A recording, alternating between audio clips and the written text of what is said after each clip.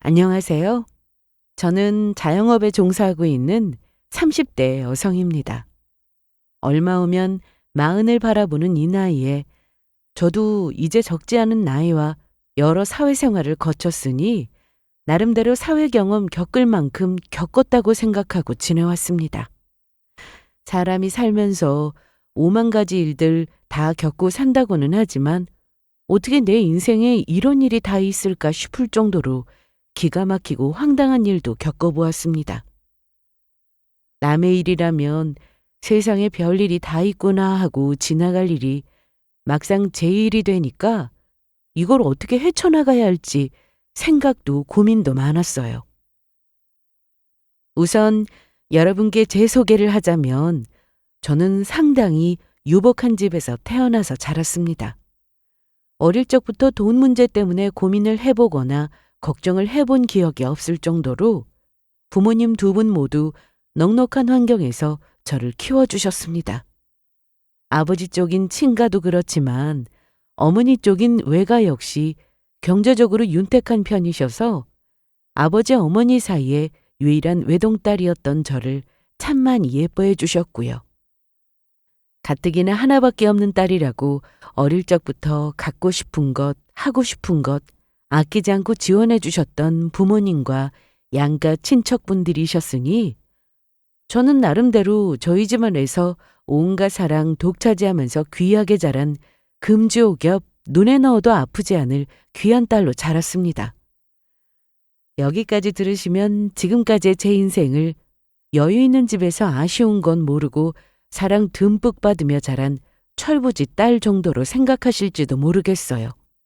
물론 그게 아주 틀린 말이 아니라는 건 인정하지만 사실 저희 집 속사정을 들여다보면 마냥 그렇게만 자라지는 못했습니다.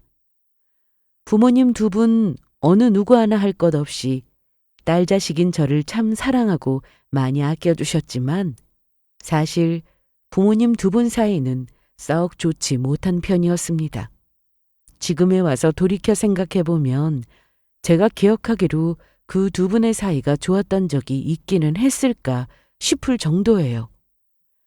저희 아버지나 어머니 모두 집안 형편이 좋은 편이셨고 두 분은 집안 어른들의 중매를 통해 결혼하셨다고 알고 있습니다.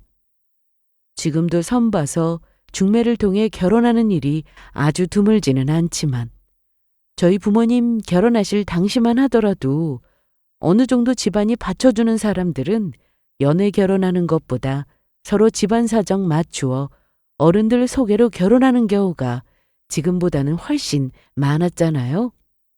저희 부모님도 그런 경우였습니다. 집안끼리 짝을 맺어주어도 부부로서 평생 사이좋게 잘 지내시는 분들도 많겠지만 그런 행운은 저희 집에는 미치지 못했습니다. 저 성인이 되고 나서 어느 정도 덤덤하게 부모님 사이를 받아들일 수 있게 되었을 때 조금은 자식에게 의지할 수 있게 되신 부모님이 지나가는 말로 하신 말을 들어보면 두 분은 결혼 초부터 성격 차이로 많이 어긋나셨던 모양이더라고요. 그러다 그토록 바라던 아이인 제가 태어나고 나서 잠시 두 분 사이가 좋아지는 듯 했지만 그것도 오래가지는 않았다고 합니다.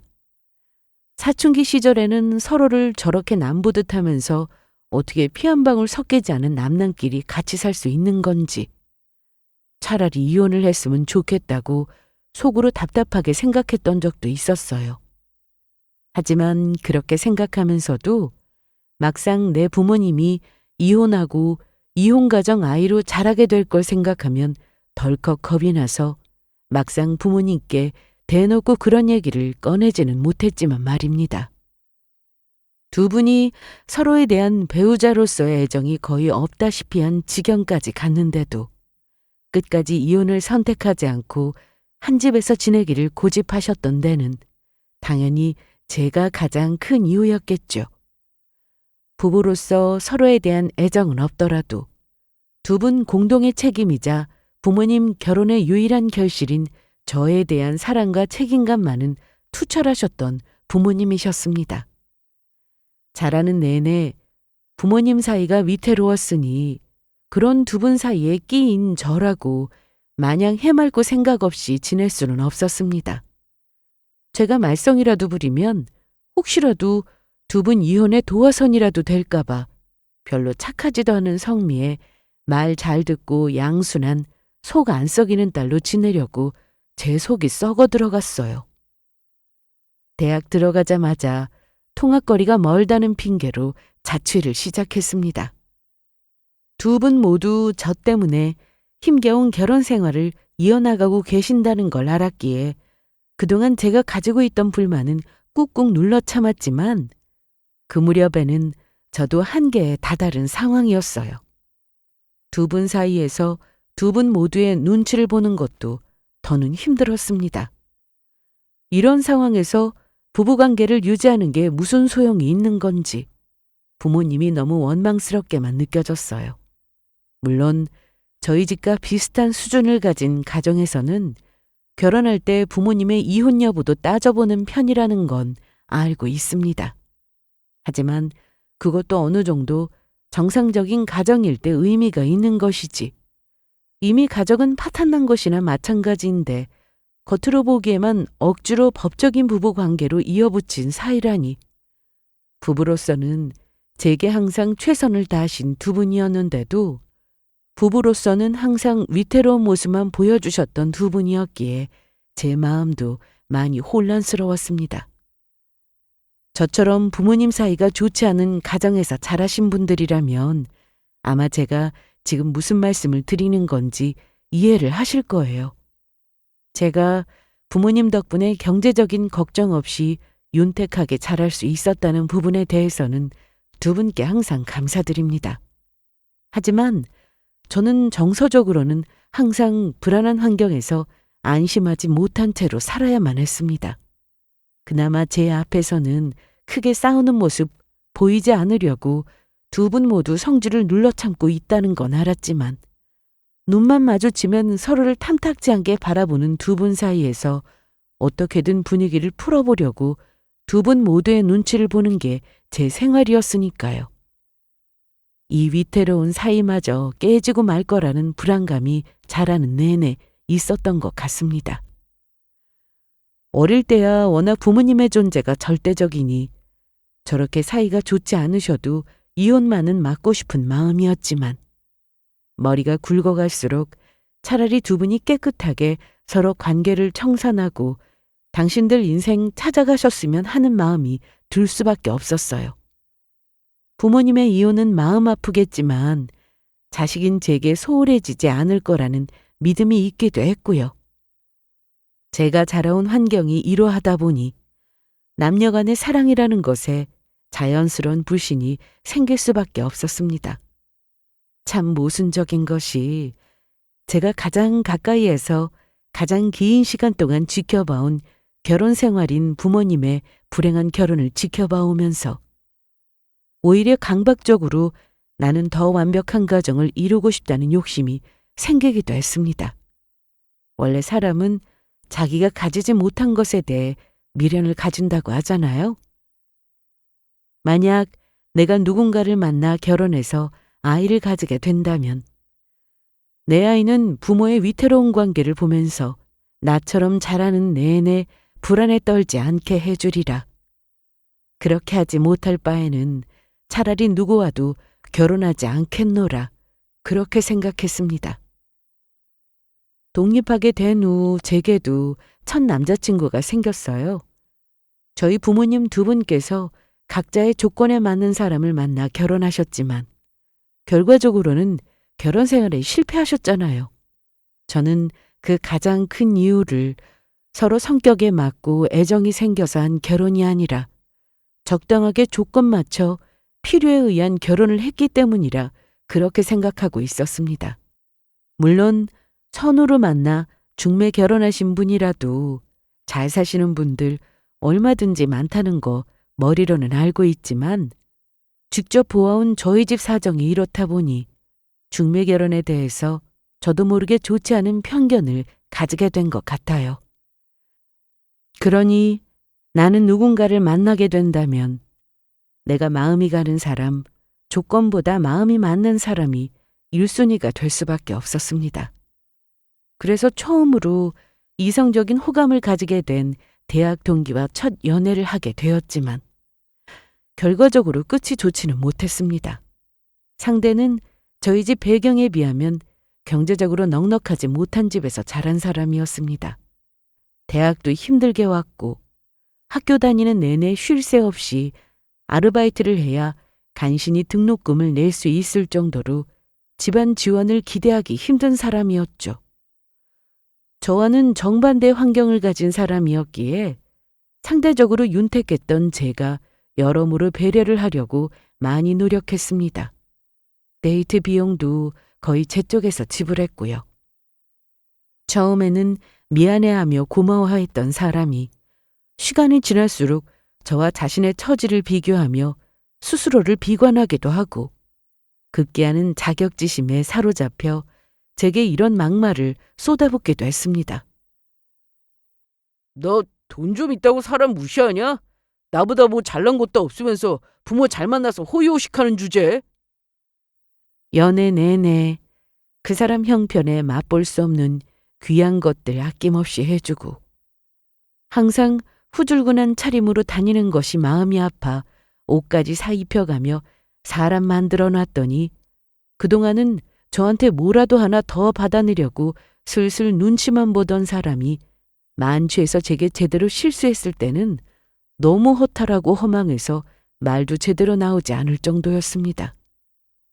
만나는 내내 저보다 가진 것 적은 그 사람 마음 다치게 할까봐 제가 제 돈으로 선물을 하면서도 항상 그 사람 눈치를 살피던 저였어요. 그래도 조금 더 가진 내가 그 사람 위해서 쓰는 건 아깝다고 생각해 본 적이 없었던 저였습니다. 다음 날 술 깨고 정신 차리고 나서 아차 싶었는지 저한테 무릎 꿇고 비는 그 사람에게 뒤도 돌아보지 않고 이별 통보를 했습니다. 나는 항상 진심을 다했는데 저 사람은 나한테 얻어낼 것 다 얻어내면서도 속으로 저렇게 조열한 열등의식을 가지고 있었다 생각하니 이 관계에 진실했던 건 저 하나뿐이었다는 사실에 마음은 아팠지만 단호하게 관계를 정리했어요. 아직 미숙했던 제 생각에는 저희 부모님 같은 실패를 겪지 않으려고 조건을 고려하지 않고 사람의 진심만 보려고 했는데 그건 역시 쉽지 않은 일이라는 걸 깨닫게 된 일이었습니다. 이후로도 저희 집안이 윤택한 거 알게 되면 외동딸인 저하고 결혼하게 되면 얻게 될 것들 계산해서 접근하는 사람들이 없지 않았어요. 한번 호되게 겪고 나니까 그런 속물적인 태도도 어렵지 않게 알아볼 수 있게 되었습니다. 그러고 나서는 저도 지긋지긋하고 신물이 나서 이성에게 좀처럼 마음이 열리지를 않더라고요. 남자 때문에 속 시끄러울 바에야 서로 비슷한 환경에서 자라 공감대가 많은 여자친구들과 속 편히 어울리거나 내 자기 개발에 시간 쏟는 게 더 생산적이라고 생각하고 연애와는 담 쌓고 제 할 일하며 열심히 살았습니다. 그러다 보니 어느새 취직할 나이 되어 사회인이 되고 저도 결혼 정년기에 접어들었어요. 날이 갈수록 결혼에 회의적인 저와는 달리 한 살 한 살 먹어가는 딸 자식을 보면서 결혼에 더욱 안달이 난 건 저희 부모님 쪽이었습니다. 두 분도 나이 드시면서 큰 병은 아니더라도 여기저기 아픈 곳도 생기게 되고 특히나 아버지 같은 경우에는 퇴직이 어려워오니 퇴직 전에 저를 결혼시키고 싶어서 결혼 독촉도 자주 하셨어요. 지금이야 서로 잘 보이겠다고 해도 퇴직하고 나면 나 몰라라 하는 게 사람 마음이라고. 아빠 퇴직하기 전에 너 시집 보내야 선자리라도 더 조건 좋은데 볼 수 있고 결혼도 성대하게 잘 치러줄 수 있지. 사실 저도 회사 다니면서 사회생활하니까 아버지 그런 생각이 아주 근거가 없는 게 아니라는 건 알고 있었어요. 하지만 제가 가까이서 본 가장 불행한 결혼 생활을 하셨던 저희 부모님이 저한테 그런 식으로 결혼 독촉을 하시니까 솔직히 마음속으로 반발심이 생기지 않을 수가 없었습니다. 그 시기에 부모님과도 지난날 어린 시절에 받았던 상처와 관련해 다투기도 많이 다투고요. 막상 자랄 때 부모님 심기 상하지 않게 하려고 말 잘 듣는 착한 딸이었던 제가 결혼할 때 다 되어 지난 상처를 언급하며 두 분을 원망하자 두 분도 많이 당황스러워 하시더라고요. 저 역시 의도치 않게 뒤늦게 찾아온 사춘기에 마음이 많이 괴로웠고요. 두 분 사이는 소원하셨을지언정 저에 대한 사랑만큼은 늘 진심이셨던 두 분이셨기에 눈물까지 흘리며 제게 사과하시는 두 분을 보고는 또다시 마음이 아팠습니다. 지원아, 엄마 아빠가 미안해. 부모가 돼서 자식이 그렇게 상처를 받는데도 우리 생각만 하고 다 엄마 아빠 잘못이야. 아무리 부모 자식 간이라 하더라도 어른이 자식에게 잘못한 점에 대해서 저렇게 진심으로 사과하기 힘들 일이라는 건 저도 알고 있었습니다. 제가 저 나름대로 상처가 많았음에도 저희 부모님을 마냥 원망만 할 수 없었던 게 바로 이런 부분 때문이니까요. 그렇게 한 차례 부모님과 앙금을 풀어낸 다음에는 저도 부모님 뜻대로 부모님께서 주선하신 선자리에 참 많이도 나갔습니다. 당신들은 결혼 생활이 불행하셨더라도 딸인 저만큼은 그렇게 살지 않기를 바라는 두 분 마음을 끝내 모른 척 할 수 없었어요. 그리고 조건 따지지 않고 사람 만났다가 크게 되어본 경험이 있었으니 저 역시 조건 맞는 비슷한 사람 만나는 것에 대한 생각이 예전과는 달라져 있었고요. 그리고 부모님이 아니면 제 주제에 어떻게 그렇게 조건 좋은 남자들과 매 주말 끊임없이 선을 볼 수가 있었겠어요? 그건 역시 부모님의 사랑이라는 걸 모르지 않았습니다. 결혼 전에 선을 거의 50번 가까이는 본 것 같아요. 네, 꽤 많이 본 편이죠. 부모님께서 엄선해서 골라온 신랑감들이었기에 조건은 다들 하나같이 좋았습니다. 판검사, 의사, 소위 사자라는 고위 전문직은 물론 잘 나가는 청년 사업가 등 하나같이 외적인 조건은 훌륭했습니다. 하지만 안타깝게도 그중에서 마음이 가는 사람은 찾지를 못했어요. 상대방이 갖춘 조건이 뛰어나다는 뜻은 그만큼 상대의 눈이 높다는 뜻도 되니까요. 스스로의 능력이 좋거나 집안 배경이 뛰어나 살면서 아쉬운 소리 해본 적 없는 자신감 넘치는 젊은 남자가 딱히 아쉬울 게 뭐가 있었겠어요? 그런 만큼 태도에 오만이 엿보이는 이들도 적지 않았습니다. 가정교육 잘 받아 그래도 겉으로는 그런 티 내지 않고 예의 있게 자리 지키다가 서로 갈 길 가는 경우가 대부분이었지만 손자리에 앉아있는 내내 자기 자랑에 제 조건 대놓고 뜯어보고 심지어는 부모님 정확한 자산까지 처음 만나는 자리에서 무리하게 꼬치꼬치 캐무는 사람도 없지 않았어요.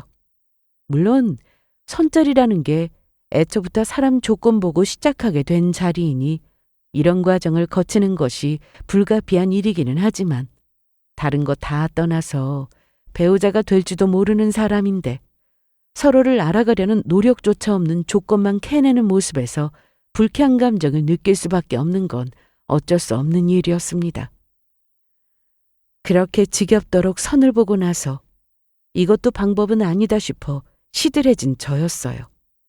부모님 입장에서는 저 나름대로 매주 열심히 선 보러 다니며 성의를 보였으니 쉽게 닥달하지 못하셨고요. 한편으로는 내게 맞는 인연 만나는 일이라는 게 참 쉽지가 않구나. 어쩌면 나는 내게 맞는 인연 끝내 만나지 못해서 혼자 살게 될지도 모르겠다. 이런 생각도 들었습니다. 그래도 집신도 제 짝은 있었나 봐요. 그렇게 결혼할 사람 찾겠다고 매 주말 피곤한 일정을 보냈는데 막상 인연은 생각지도 못한 곳에서 찾아왔습니다.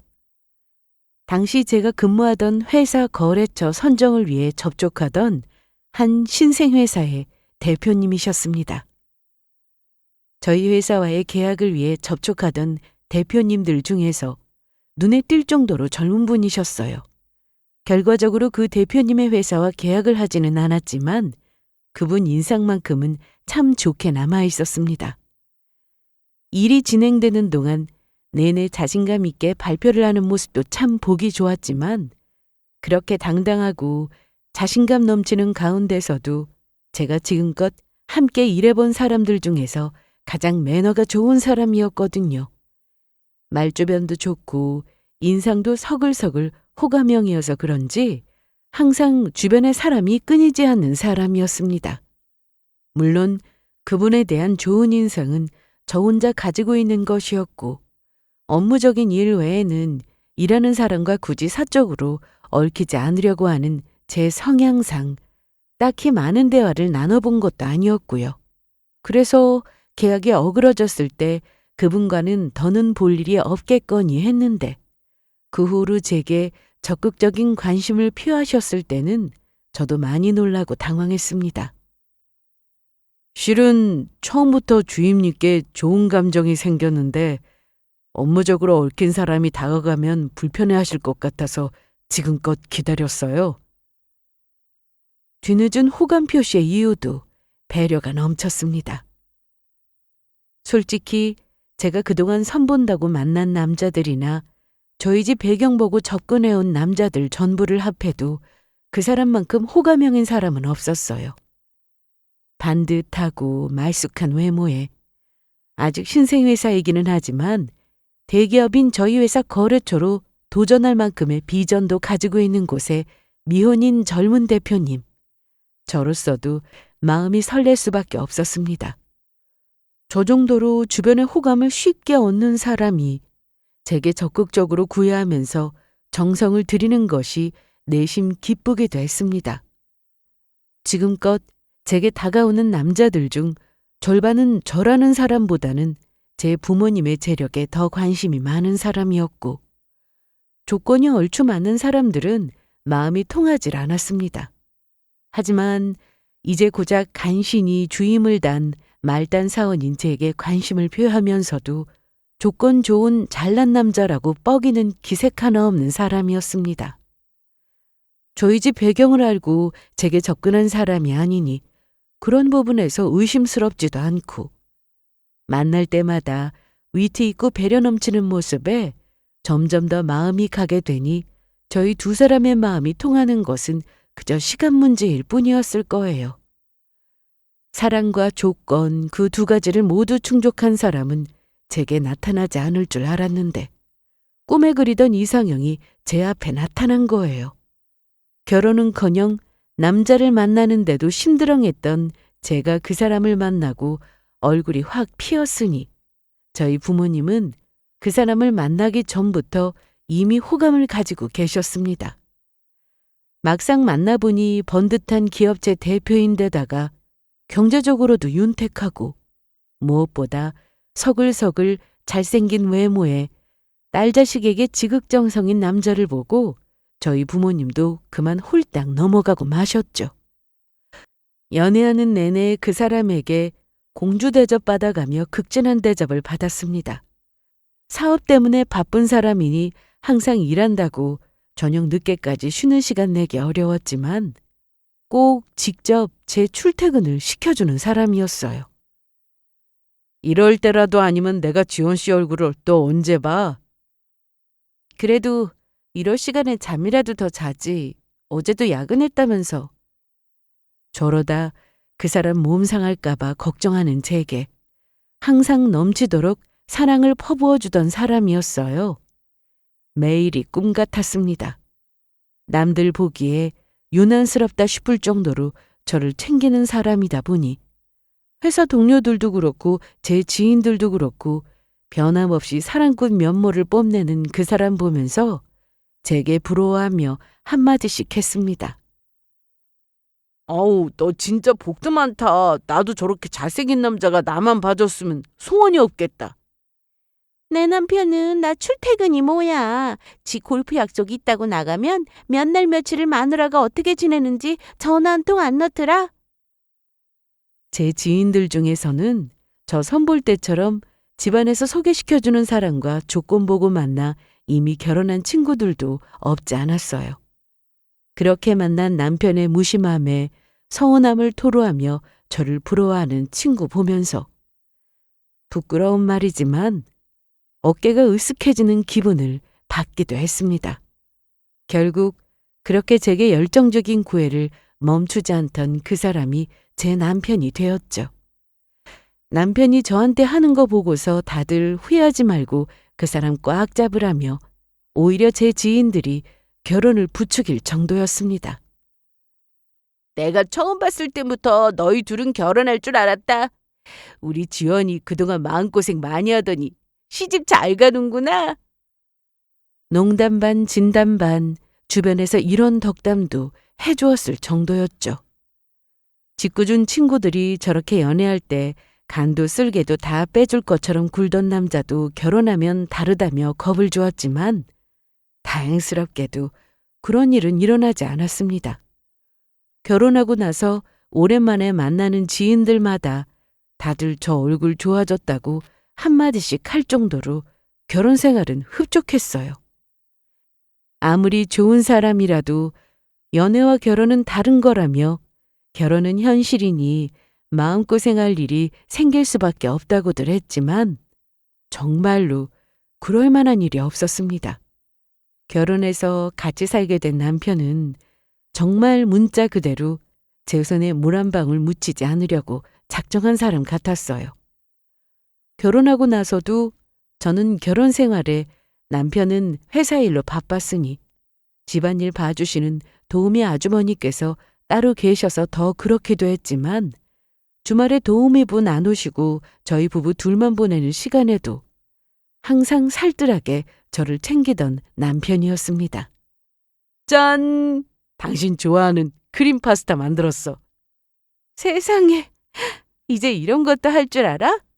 당신 놀라게 해주려고 당신 몰래 배우느라 내가 얼마나 고생했는데. 연애 초반만 하더라도 요리에 서툴던 남편은 결혼하고 나서는 저한테 저 좋아하는 음식 해주는 게 취미생활이 될 정도였습니다.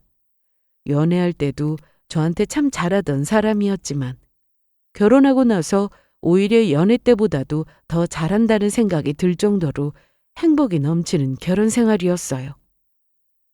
남편 사업은 날로 번창해서 살림은 윤택해져 가고 있었고 능력 있고 자상한 남편이 세상에서 가장 귀한 사람이라도 되듯이 나를 떠받들고 위해주는데 행복하지 않다고 하면 그게 거짓말이겠죠.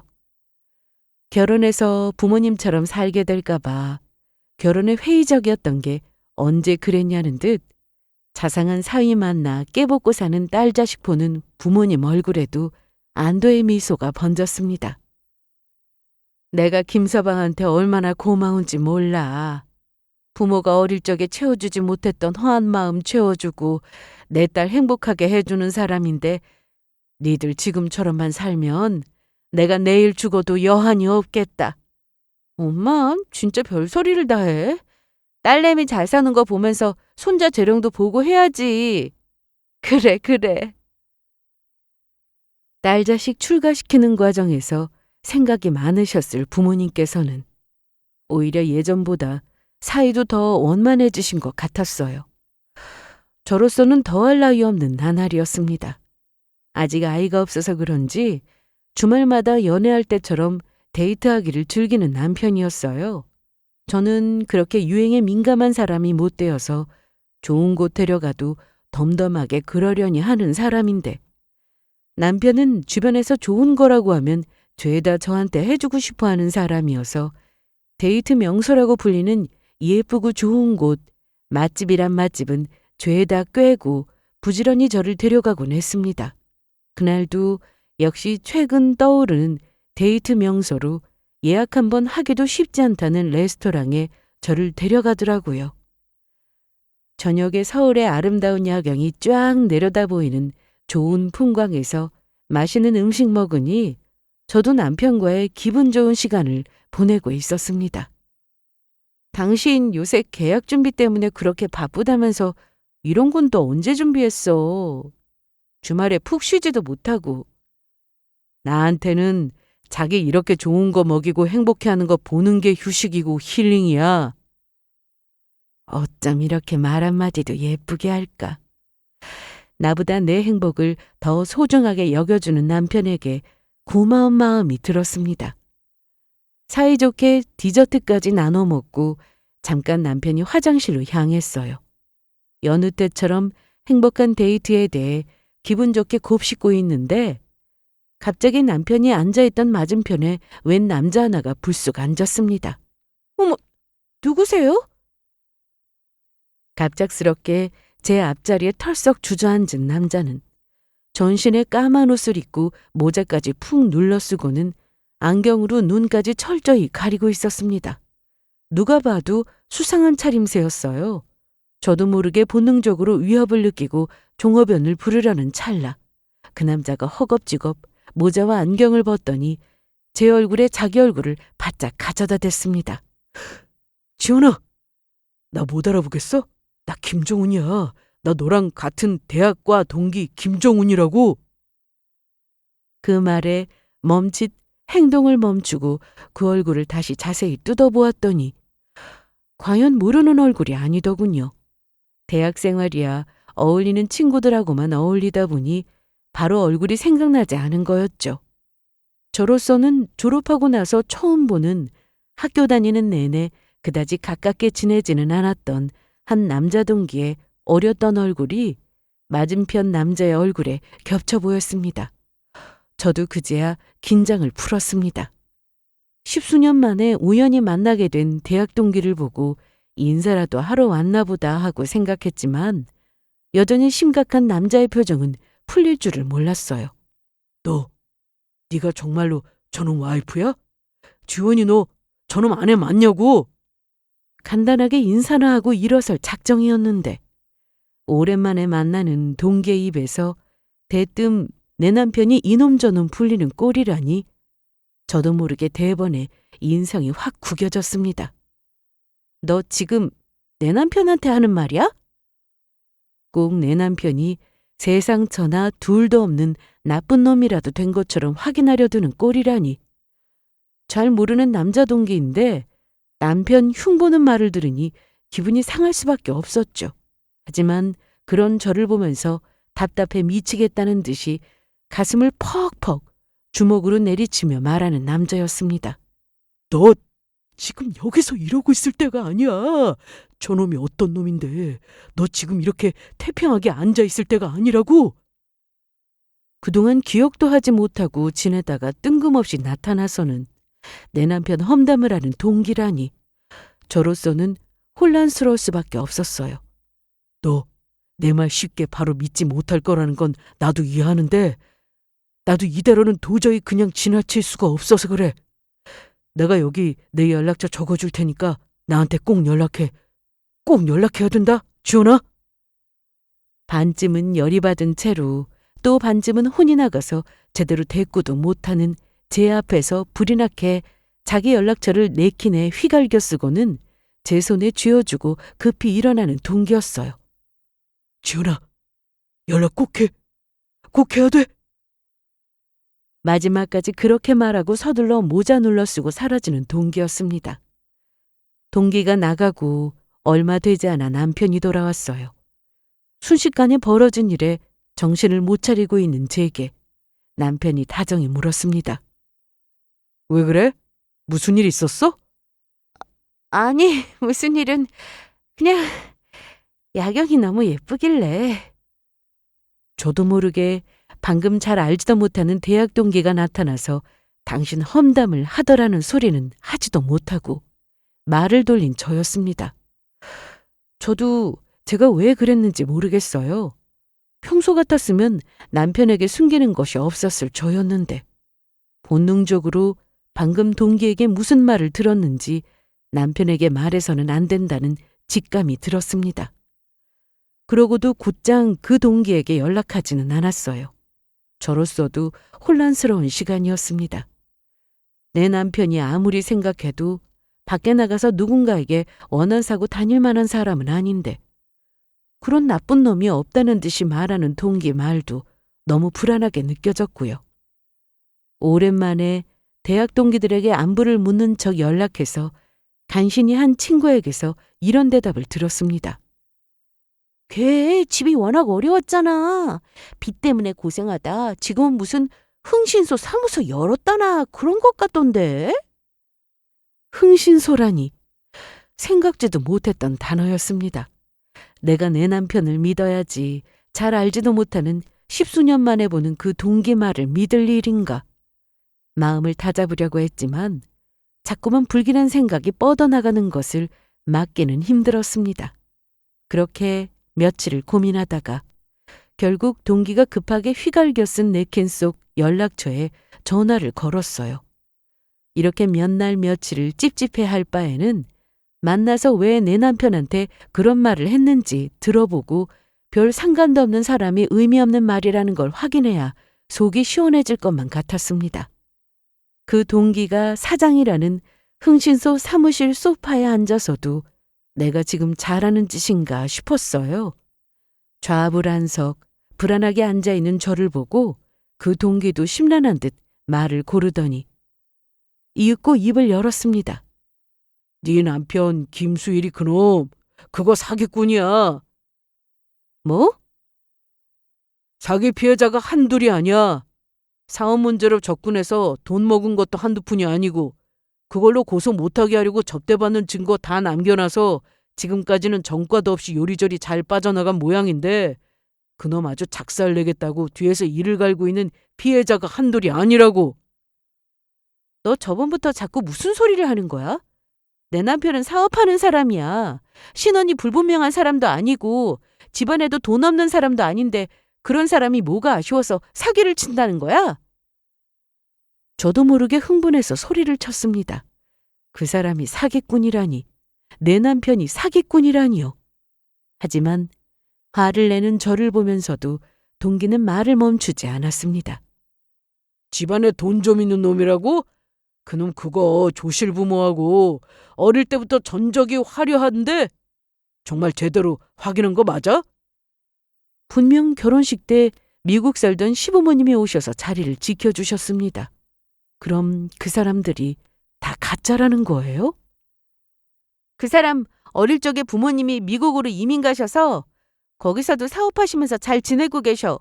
그런 사람이 뭐가 아쉬워서? 미국은 무슨 그놈 섬 출신 시골 촌놈이야. 어떻게든 내가 아는 사실을 끌어들여 바락바락 화내는 제게 도리어 큰 소리를 치는 동기였습니다. 그래, 너같이 똑똑한 애를 속여서 결혼까지 한 놈인데 얼마나 철저하게 속였겠어?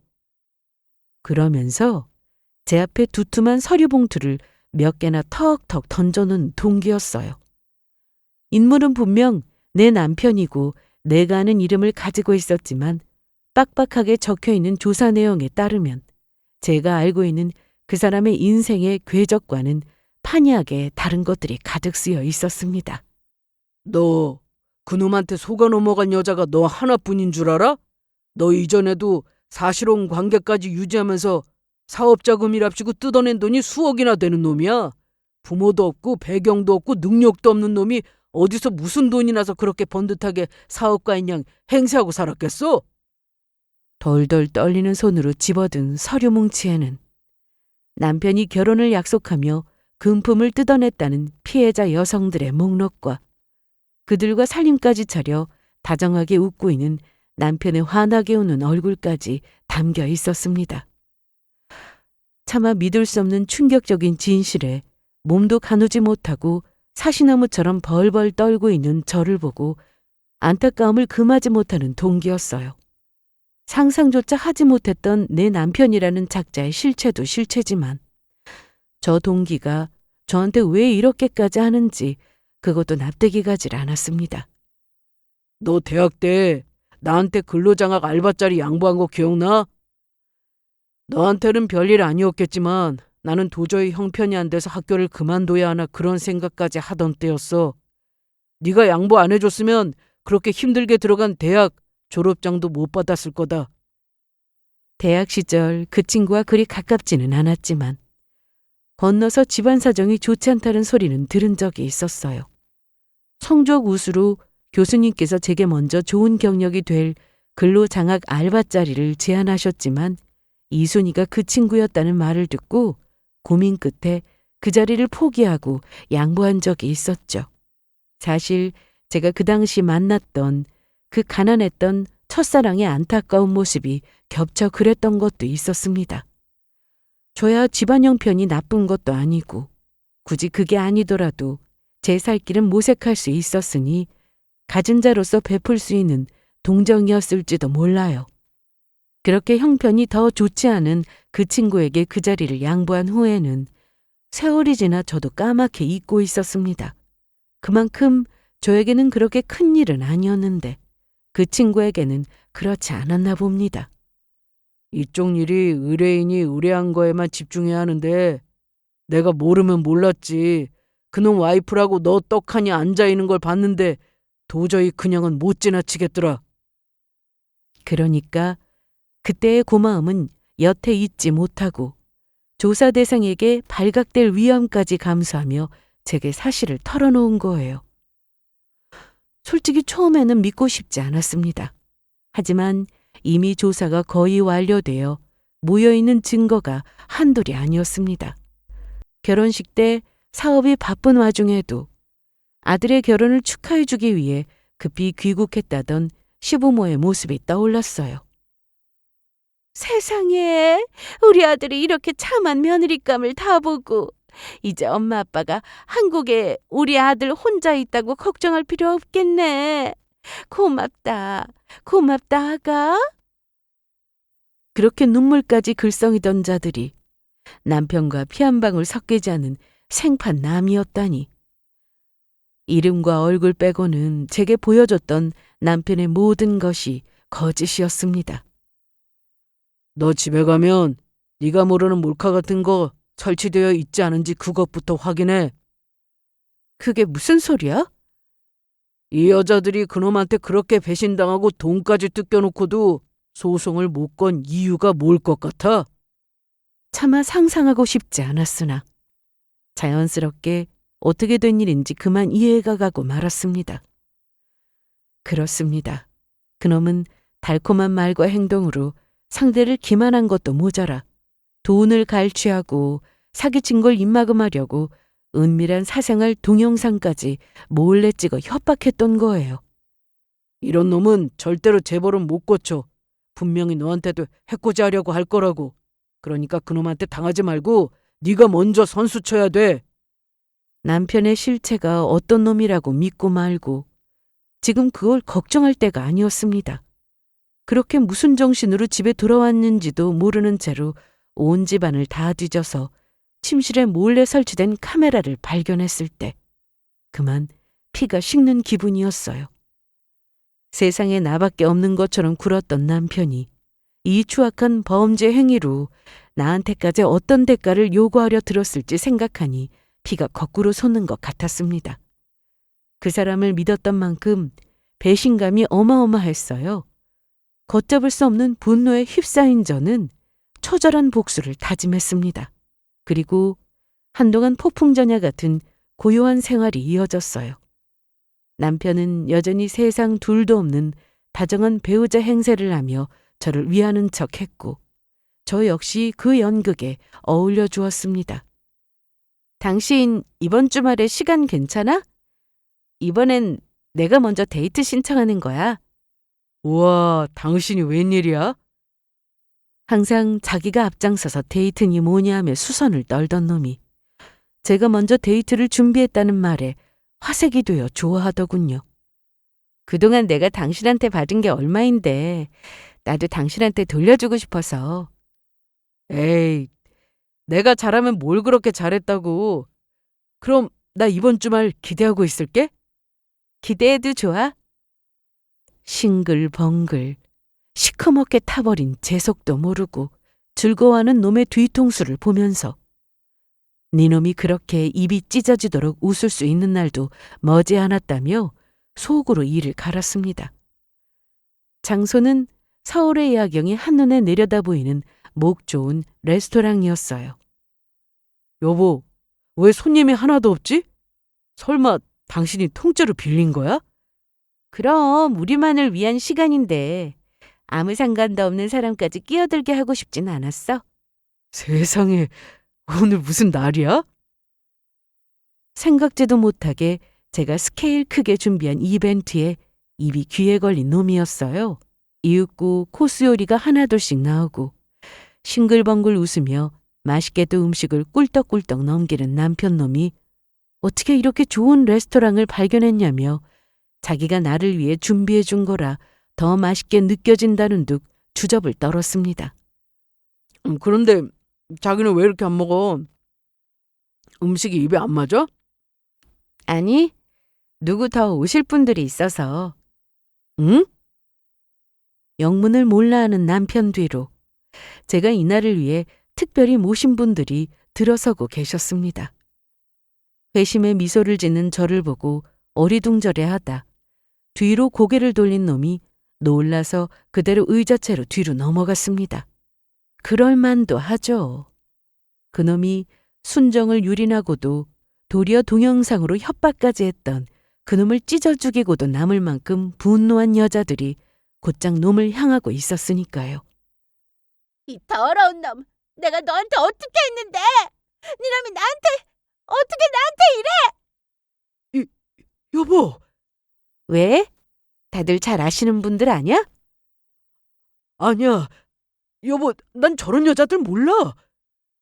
아직 저한테는 뜯어내질 못했으니 그놈 딱 잡아떼더군요.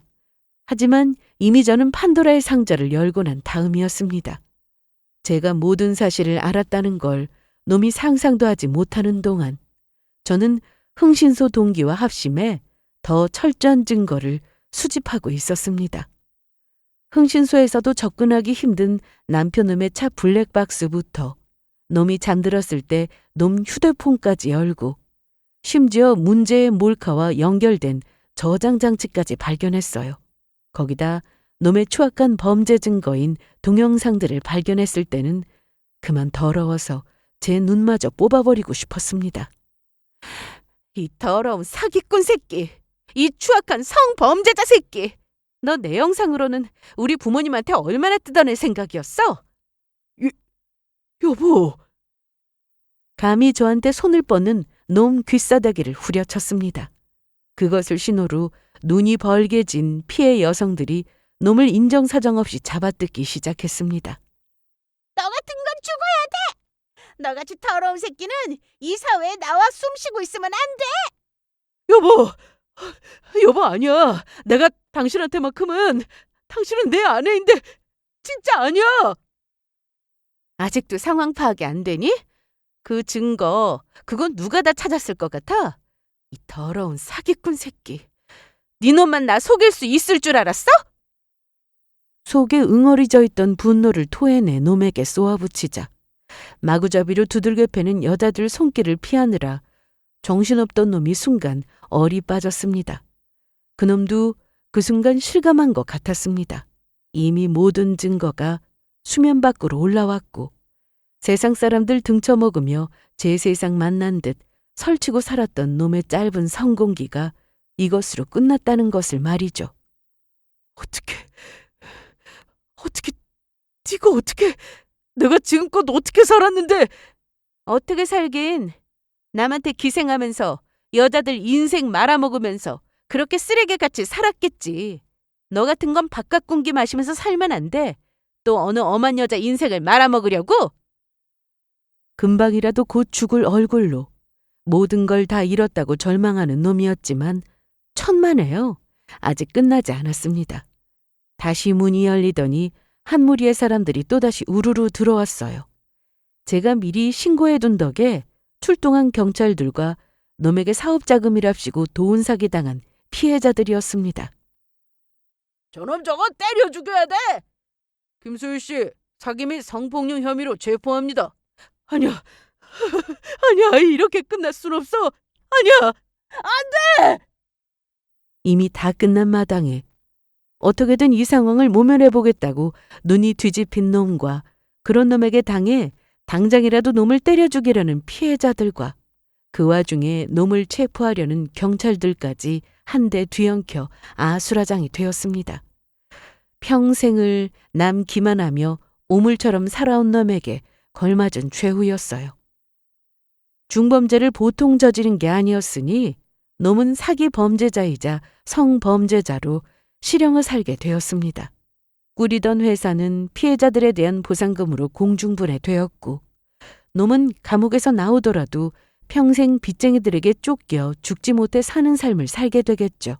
아, 물론 형량이 제법 되어 그것도 한참 후의 일이겠지만요. 나아봤자 평생 전자발찌나 차고 살게 될 테니 인간구실은 못하겠지만. 살던 집이나 자산 상당 부분은 제게도 돌아왔습니다. 사기 결혼 피해자로 소송을 건 데다 집에 몰카를 설치하고 불법 동영상 촬영한 건 역시 대가를 치르게 했습니다. 이혼 소송은 볼 것도 없이 전적인 저의 승리였죠. 애초에 그 무엇도 놈의 것인 적이 없었으니 남의 인생을 짓밟으려든 놈 짓밟고 가진 것 다 빼앗아 오는 데는 일말의 죄책감도 들지 않았습니다. 죄책감은커녕 감옥에서 오래오래 고통받다 형량 끝날 때쯤 급사했으면 싶은 게 솔직한 심정이었습니다. 지금은 혼자 있는 현재의 상태에 만족하고 있어요. 환경을 정리하는 김에 퇴사하고 제 업장을 관리하며 바쁘게 지내고 있습니다. 솔직히 다시 결혼하고 싶은 마음은 들지 않네요. 부모님께서도 일련의 사건을 통해 생각이 많아지셨는지 그런 제 결정을 지지해 주셨습니다. 두 분도 지금은 부부관계를 정리하고 이혼하셨습니다. 가끔 주말에 셋이서 만나서 여유롭게 브런치 먹으며 그간 속에 담아둔 이야기도 하고 그래요. 잘할 때는 그렇게 셋이 함께 있는 시간이 마음 졸이게 했는데 오히려 요즘 가족 간의 사이가 제일 좋은 것 같습니다. 조금은 이상해 보일지도 모르지만 이런 관계도 있는 거겠죠. 남들에게 보이는 것에 연연하지 않고 조금은 제 마음 편한 대로 살아볼까 합니다. 들어주신 여러분 감사드립니다.